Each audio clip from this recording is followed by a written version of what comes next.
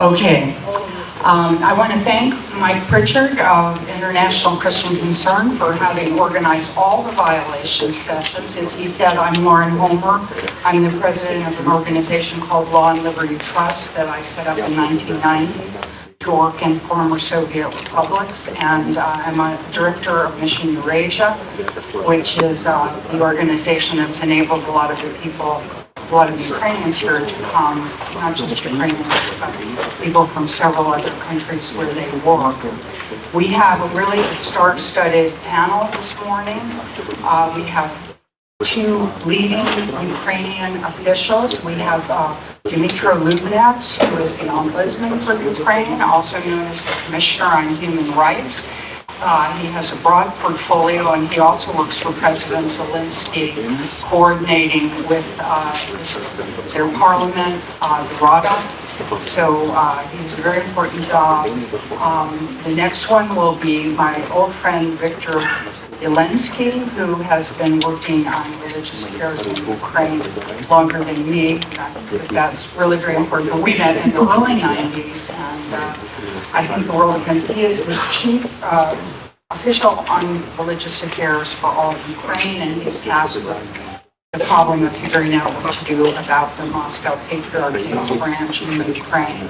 And finally, we have Mykhailo Brystyn, who now works for Mission Eurasia on its Religious Freedom Initiative. He's a pastor in Lubinets who was arrested while he was preaching in the pulpit, and all his parishioners had to be there, and he'll tell the story. So what we were going to do is we're going to first have this panel, then I'll introduce two of the speakers on Armenia, which includes Sam Brownback. Hopefully he will make it. And then we will go to Ukraine, where we have Fred Davey, Commissioner of USERF, and Ambrose Etheroku. The situation with human rights and about the violations in different issues. You can take it on my assistant on the table. For the past 20 years, my commitment to attending church, along with a happy marriage and 2 children, reflects a shared tradition among millions of families in our country. Embracing the traditional values of Ukrainians, the importance of faith and God holds a profound place in our nation's history and culture. But what the Russian Federation is doing is a war against values, freedom of religion. Among the first thing that the Russian Federation does when it captures Ukrainian cities is to destroy all churches, except for only one. And it also forces all citizens to go to it. All these crimes did not begin in February 2022. No, dear colleagues, all these violations Russia starts in 2014, more than 10 years ago. On April 12, 2014, a group of armed men seized the administrative buildings of the city of Slavyansk, located in Donetsk region. According to the Bureau of Democracy, Human Rights and Labor of the US State Department, from that moment on, cases of religious persecution of Christians of Protestant denominations have been recorded. It was then, in 2014, that the whole world was shocked by the story of the murder of Pentecostals in Slavyansk. On June 8, during the festive service in the Pentecostal Church of Transfiguration of the Lord on the day of the Holy Trinity, the Russians detained 4 members of this church, diacons and 2 sons of the pastor, and took them in an unknown direction. Later, they were all around dead. In November 2022, a diacon of the local church of evangelical Christians and his son were found shot dead in the forest near the occupied part of Kherson region, nearly Nova Kakhovka. Just a few days before, they had been kidnapped by Russian military. In August 2023, the Russians attacked the Roman Catholic parish of Skadovsk in the Kherson region. Parishioners were told that it was a special counter-terrorist operation. There are many such stories, similar stories. It's not the unique situation, but you must be sure that on the whole territory of temporarily occupied territories of Ukraine, Russians provide the same. Try to hold, to catch different leaders of religious communities and kill them. To kill a person, to demolish a church, the Russians do everything to destroy us as a nation. There is nothing sacred for them. Russia is spreading its repressive measures in the occupied territories of Ukraine. Since the full-scale invasion, Russian soldiers or occupation authorities have committed at least 76 acts of religious persecution in Ukraine. Russia has killed or captured at least 29 clerics or religious leaders of various denominations. This only verified information. I can't confirm all the similar examples. I use at least 29, but I know that the number much more bigger. Arbitrary arrest and detentions are accompanied by torture, attempt, rape, and real threats of murder. The occupiers simulate shootings, threaten to kill family members. If people are detained in human conditions, without water, food, even access to a toilet are created for them. On January 12, 2023, Russian announced the verdict of Imam Raif Fevziev. You can see him on the slide. A figure in the case of Crimean Muslims. He was found guilty and sentences to 17 years in prison. Only for that he was imam, and he was in Crimea, Ukrainian territory that were under occupation by Russian territory, by Russian Federation from 2014. He doesn't want to be a member of Russian propaganda, and you see the result. Religious leaders and clergy have often become targets for Russian because of the Ukrainian language, belonging to denomination other than the Orthodox Church of the Moscow Patriarchate, or for any other proof of Ukrainian identity. During the Russian occupation, believers of evangelical churches, Pentecostals, Baptist, Adventist, Charismatics, etc. suffered a lot. The Russian military has repeatedly threatened the total physical elimination of all evangelical believers, calling them American spies, sectarians, and enemies of the Russian Orthodox people. Since February 24, 2022, Russia has damaged or destroyed about 600 religious objects. They were belonging to Orthodox religious associations, Protestant, Jewish, Greek, and Roman Catholic Muslim communities, as well as buildings of other religions and spiritual educational institutions. The largest number of destroyed religious buildings is in the temporarily occupied territories of Donetsk and Luhansk regions, followed by the Kiev and Kharkiv region. According to the Institute of Religious Freedom, there are many documented cases of the siege of religious buildings in Ukraine and their use as Russian military bases or as cover for the firing positions of Russian troops. Such tactics provoke an increase in the scale of destruction of religious objects in Ukraine. And this proves that Russia neglects and does not respect any of the religions in the world.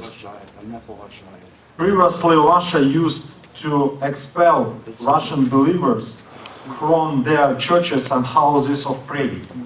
Now, it is destroying the spiritual heritage of Ukraine with rocket attack, shelling and looting of religious buildings which cannot be justified by military necessity. The destruction of religious buildings in Ukraine by the Russian military can be qualified as a crime of genocide against the Ukrainian people. Due to Russian aggression, millions of Ukrainian believers were forced to leave their homes and found themselves in the status of internally displaced person. You can imagine 13 millions of Ukrainians lost everything on the temporarily occupied territory of Ukraine. Inside Ukraine, we have 5 million IDPs. More than 8 million left our country and now live abroad. Russia constantly presents itself to the world as a main elegant defender of traditional values. However, relying on this propaganda manipulation, Russia showed the whole world its pathological cruelty. Moreover, Moscow continued to use religion as a weapon to discredit Ukraine on the international fora. Russia uses religion-related information operations to achieve military goals, despite the fact that it itself carries out gross violations of religious freedom in Ukraine. We shall never let Russian darkness overcome the values we all cherish.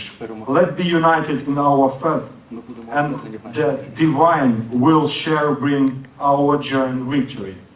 Dear colleagues, dear partners, we need your help, we need your support.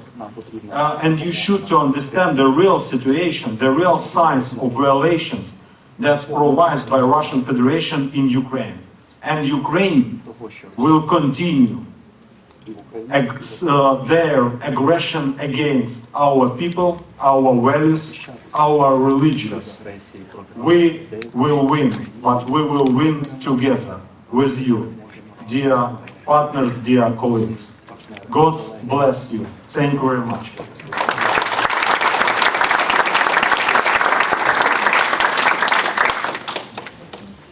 Thanks so much, Dmytro.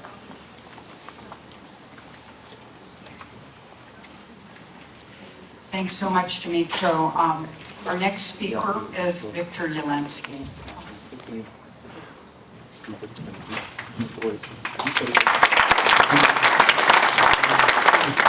Thank you, Lauren. Thank you, Commissioner Lubinets, for such a powerful introductional speech.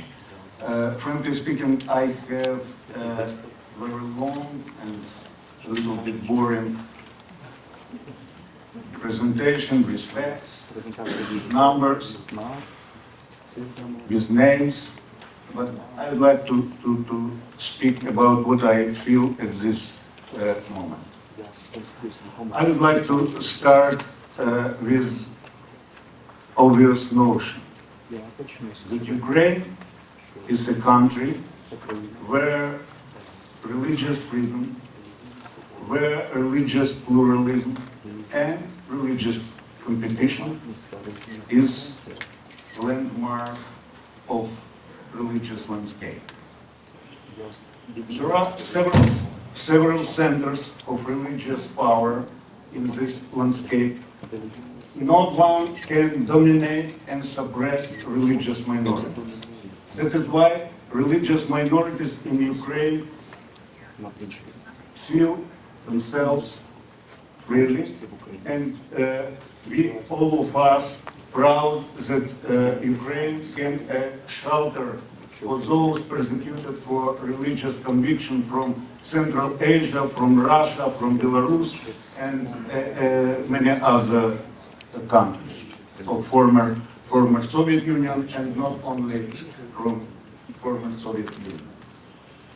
There are a lot of emblematic signs of religious plurality and religious freedom in Ukraine, and let me list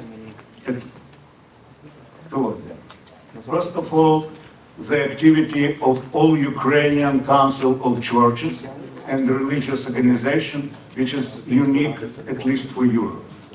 15 religious bodies unite within this council, and voice of tiny, say, German Lutheran Church is so loud as a voice of Orthodox Church of Ukraine, or Ukrainian Greek Catholic Church, or Jewish or Muslim community, which unites in this body, and not only society but also government and neighboring countries hearing this powerful voice.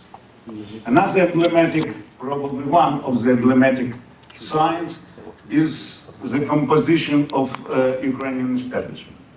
For example, within 2014-2019, head of Ukrainian state, Ukrainian president was Eastern Orthodox, Prime Minister Jew, Speaker of the House Catholic, while Secretary of Defense, of Council of Defense and Security was Baptist and evangelical. It's also unique for Europe. Ukrainian religious communities unites after the full-scale invasion of Russia, and they support militaries, they support civilians, they support our infrastructure, they support humanitarian aids, and all of them do their best. The only threat to religious freedom in Ukraine is Russian invasion and Russian military occupation of Ukrainian territories. I speak about Crimea, I speak about the part of Donetsk region and Lugansk region, and south of Ukraine.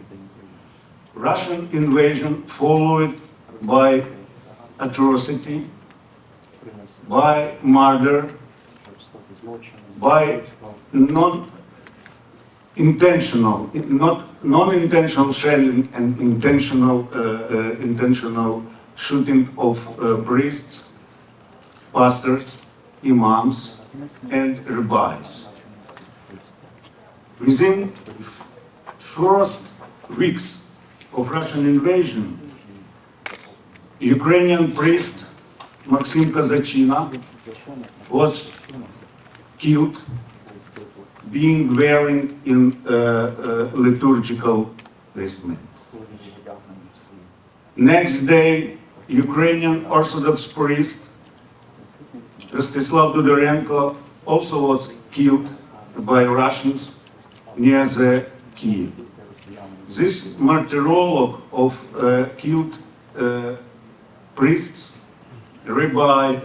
priests, imams, pastors are extremely long. And as Commissioner Lubinets mentioned, more than 500, about 600 sacral buildings,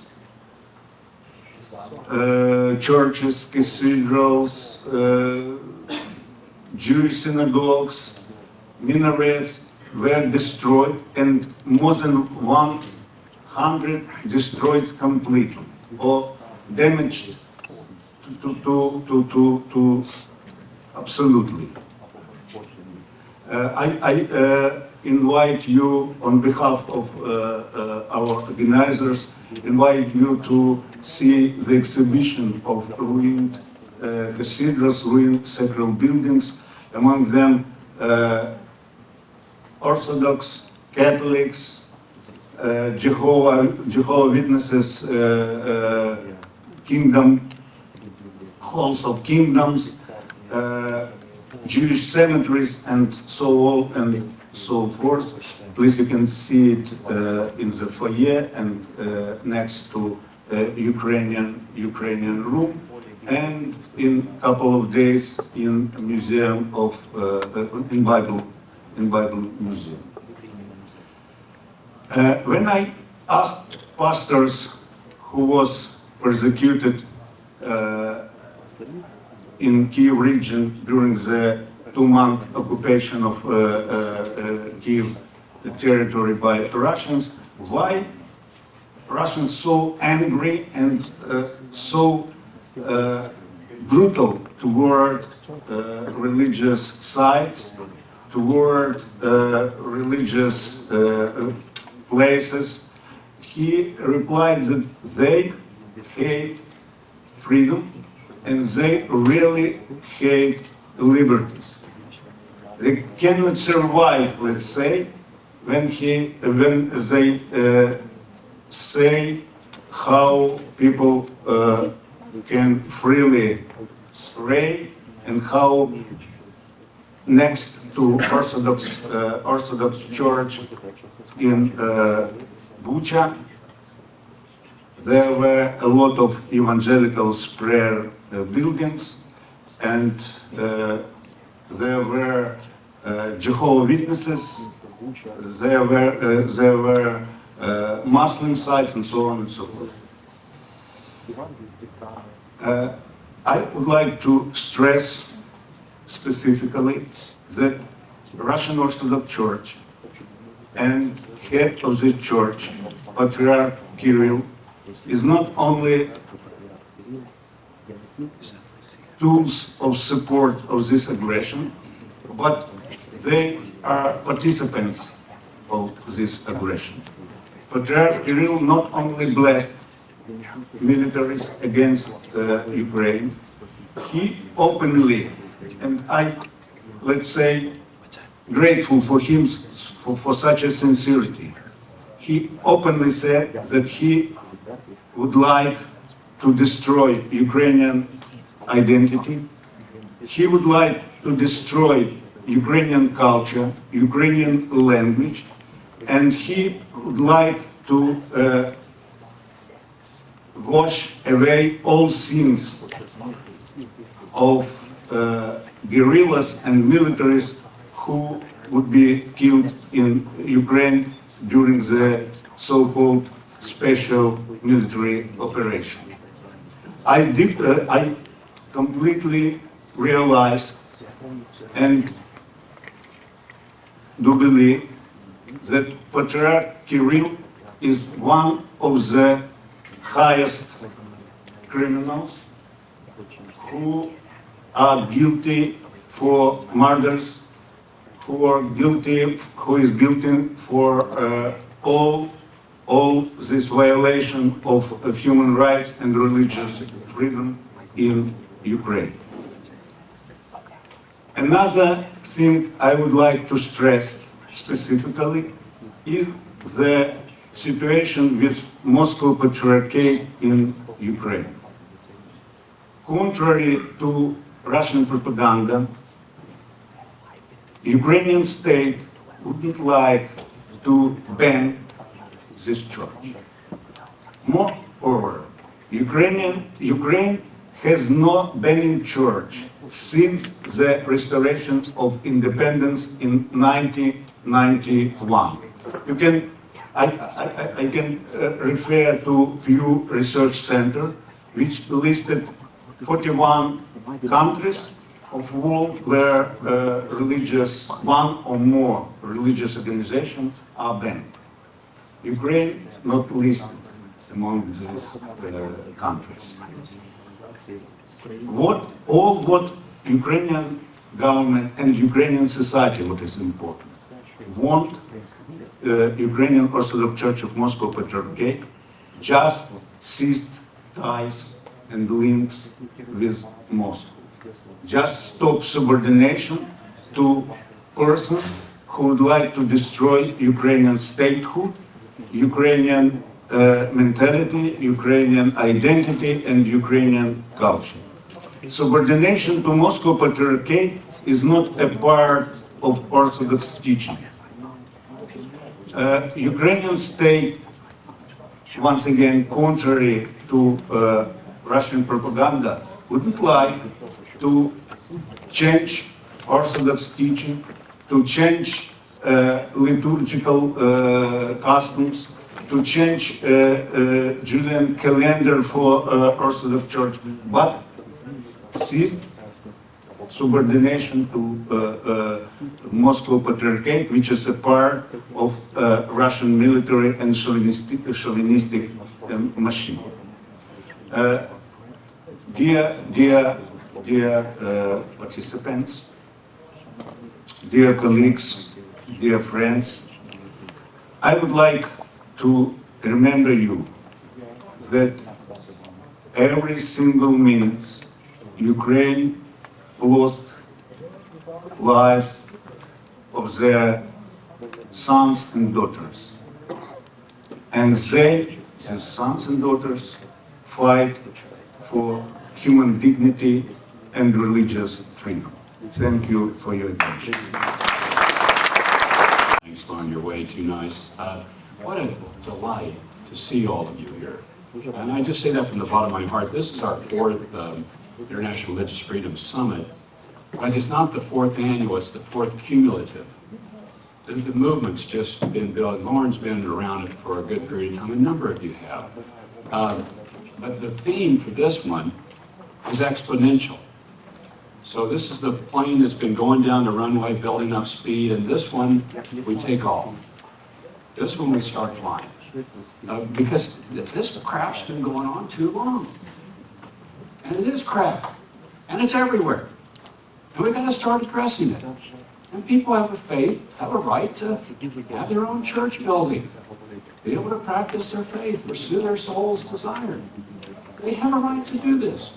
This isn't anything unusual that people are asking for. This is a God-given right, and you feel it in yourself. You know it in your own bones.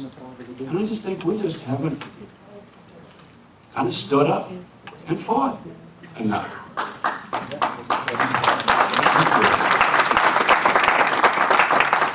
I come from Kansas. It's a quick sidebar story. And we came into the Union, and we were supposed to be a slave state. That was the plan from Washington. Was Kansas be a slave state, Nebraska be a free state, maintain the balance of power between slave and free states. And, you know, we just keep bumping down the road.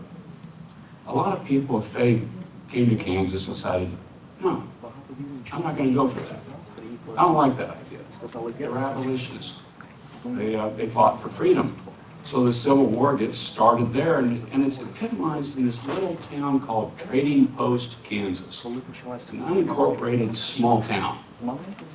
And the slavery forces come in and take it, and then the free forces come in and take it, and then they push back, and there was a fight over this little unincorporated town of Trading Post. But the fight was a much bigger fight. It was about whether we're going to be free or we're going to be slave. Each of you are in one of these fights. And the fight matters. Because who occupies this space is going to be critical. That it be somebody that stands for freedom and not for slavery. You may look at your little fight in your community or village and just think, that's not significant. It is. It's critically important. It's critically important what's going on in Armenia. And I'm not going to get you way off your time limits because I can get rolling. I don't mean to do that. Armenia is one of these situations. It's not Trading Post. It's much bigger. But it also is one of those places a lot of people around the world don't follow or track. It's in a tough neighborhood, 3 million people, first Christian nation on earth, mostly surrounded by adversaries, and they have stood there and fought for thousands of years for their right to be Christians, for the right to be Armenians. And now they're being pursued by Turkey and Azerbaijan, pushing them out, saying we don't want these guys here anymore. The Turks did a genocide on the Armenians in 1915. This is the one that some people say inspired Hitler to do his genocide of the Jews, because he says publicly, people don't care. Whoever heard of the Armenians? Because he'd seen the Armenian genocide and said, the world doesn't care. The world does care. The world does care about Armenia. Now we've got to stand up and fight for Armenia and their right just to be the people of faith that they want to be, to protect their religious institutions. We've got a bill up. We've got a specific ask for you. There's a bill on protection of holy sites in conflict zones. We're introducing at this summit time. We ask you to back that bill, to get behind that when you're talking with people, because one of the things that people do, governments do when they attack, is they try to attack the cultural institutions. And it's like a dagger in the culture's heart if you can strike that church down, or you can strike that place of worship down, or if you can do that, it's like we really showed them. We need to protect these, and it protects the people as well. So I'm asking you to get behind that. And then I'm also just asking you really to stand up for people's right to be free in their own area where they've been for thousands of years. That's what I've witnessed there, and we stand with them to fight and push back. Thank you. How well the first plenary session set everything up. That all of these violations begin with words, and the words of the Moscow Patriarchate, the so-called Risky Mir, is the justification for the war on Ukraine. Now I'd like to introduce Pastor Michael Brystyn.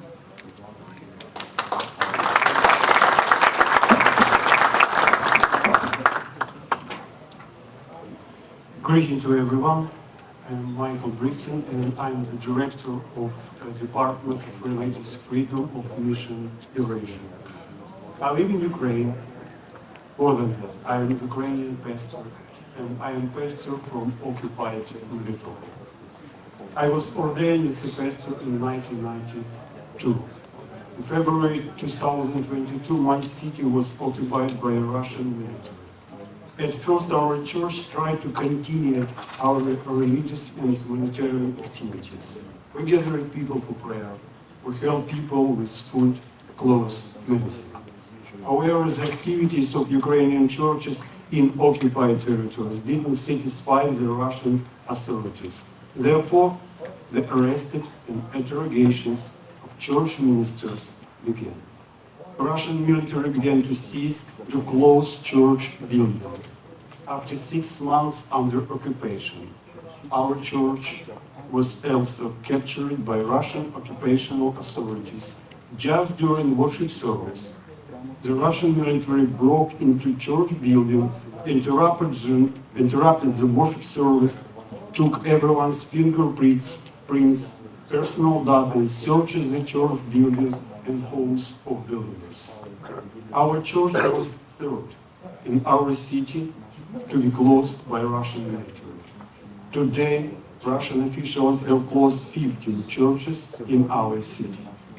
In the Ukrainian cities occupied by Russian, like Mariupol, Bryansk, Primorsk, Melitopol, Tokmak, Volochansk, Energodar, Kakhovka, or Oleshki, no churches closed. All churches are closed. Most priests and pastors like me have been threatened, intimidated, humiliated, detained, beaten, and deported.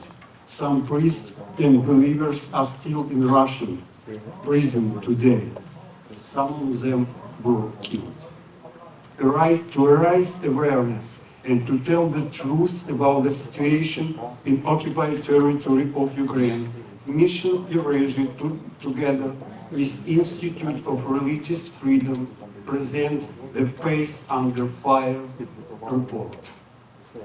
This report provides unique statistics about 6,030 damaged, destroyed, looted, or repurposed places of worship as a result of Russian invasion.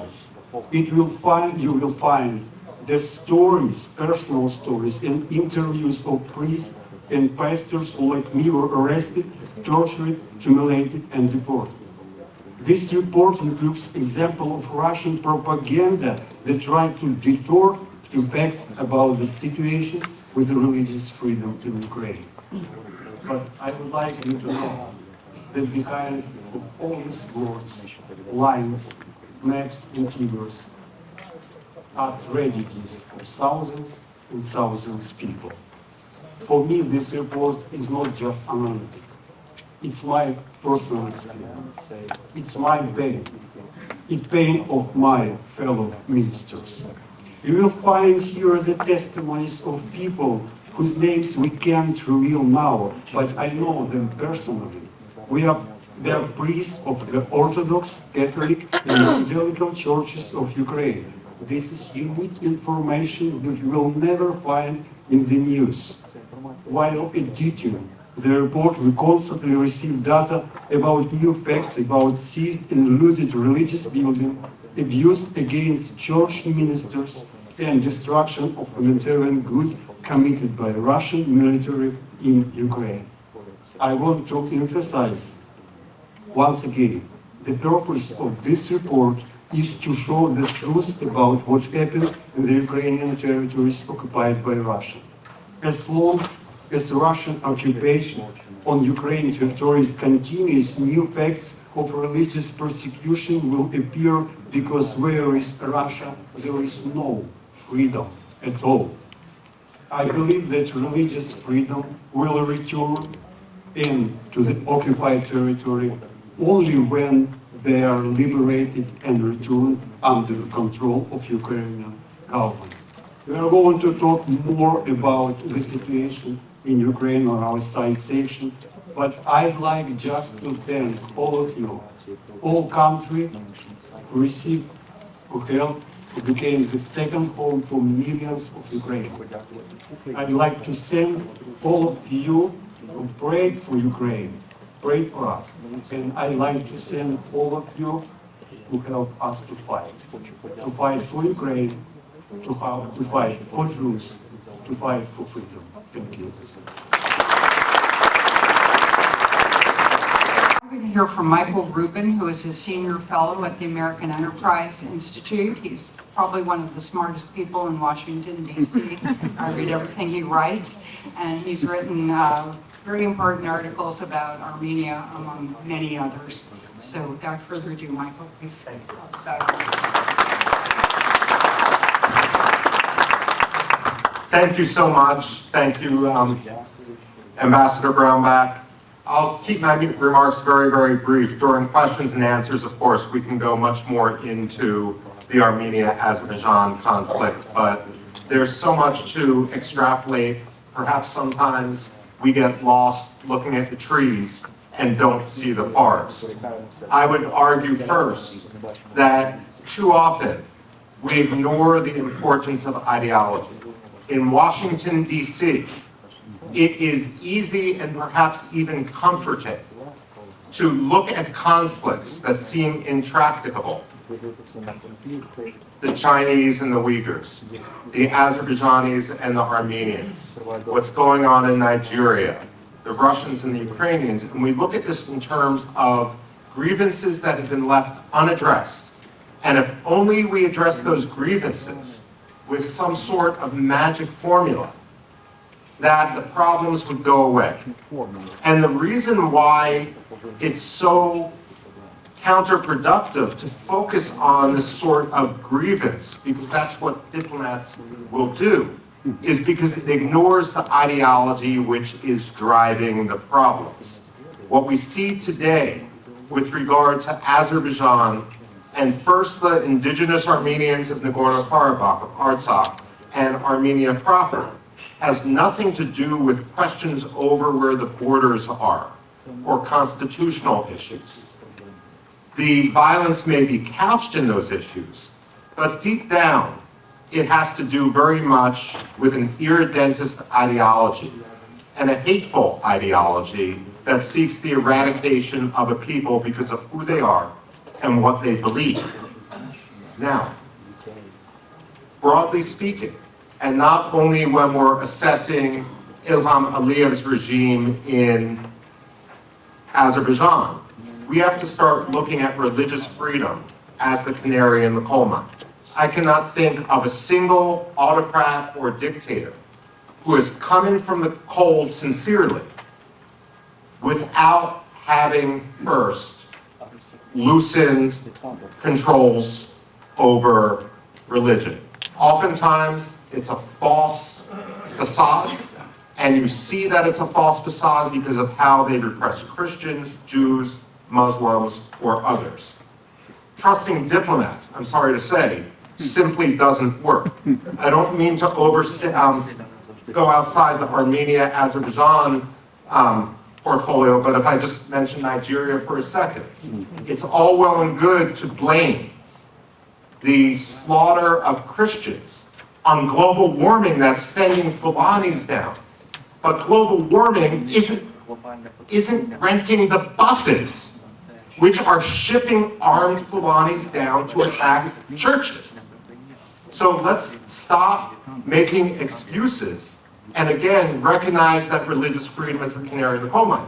Nigeria never should have been taken off the blacklist for religious freedom. Likewise, we have an analogous situation with the waiver of Section 907. It's not a diplomatic chip to balance something with Azerbaijan or so forth. We need to start putting this in law and not trusting diplomats. I just came back yesterday from a week in Cuba. And I'm not going to get into Cuba policy, but when people, of course, Obama and Trump and their respective policies towards Cuba was high on the agenda of the Cubans with whom I talked. But the fact of the matter is, neither Obama nor Trump could change the policy. They could issue reinterpretations around the edges because it was Congress that passed the Helms-Burton Act, and that is the law of the land. So what are we doing in Congress to ensure religious freedom has the priority in a way that diplomats can't chip away and make meaningless? With regard to Armenia, we have issues with regard to humanitarian corridors. Assistance Act, which would make illegal for any country that receives U.S. aid to deny U.S. aid flowing to another region, not country. And this can be used for the indigenous population of Artsakh, of Nagorno-Karabakh, such as remains, unfortunately. We need to also end the fiction in diplomats that there can be an even playing field. When there's an even playing field, and the Americans are the only ones who abide by an even playing field, in effect, what that's saying is if everyone else has their thumb on the scale, and the Americans stand back and say, we want an even playing field, the people whom we are supporting, and the issues such as religious freedom, start at a disadvantage because no one is actually backing them. We need to be vocal and forthright in our support of religious freedom in Armenia, in Nagorno-Karabakh, and elsewhere.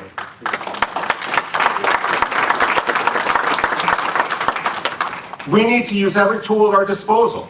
We can talk about Armenia in questions and answers, but one of the big problems is there's no demarcated map which has been accepted. I mean, the borders aren't demarcated. Well, there's a 1975 Soviet General Staff map. Why are we waiting for Azerbaijan to produce the nonsense equivalent of the 9-dash line that China uses in the South China Sea? Why don't we simply say what everyone knows? That 1975 map is the border that the United States and all our allies recognize, and anything Azerbaijan does beyond that is fiction and nonsense, and we should call it as we see it. I would just conclude by saying that we need greater imagination. In 1973, we flipped Egypt from the Soviet camp to the pro-Western camp. This is what we have the opportunity to do with regard to Armenia today. And if we successfully flip Armenia and consolidate, then Armenia will no longer be under the threat that we just heard from Ukraine, with Russia coming in and chipping away at religious freedom. But it takes a proactive American policy rather than simply a reactive American policy. And the last thing I will say is that Turkey, the region will be at peace when Turkey is at peace with itself. That said, the murder rate of women in Turkey has gone up 1,400% since Erdogan came to power. Figures from Turkey's own interior ministry. But we need to recognize that there's going to be no status quo ante easily. Erdogan has educated 30 million Turks since he came to power 2 decades ago. He's reshaped the army, he's reshaped the media, he's reshaped the bureaucracy. This is a problem that's going to last. Turkey in the 21st century is what Saudi Arabia was in the 20th century. We need to calibrate policy towards reality, but let me return we have so much to hear from our Nigerian colleagues, and then I don't want to cut into Q&A, so thank you very much.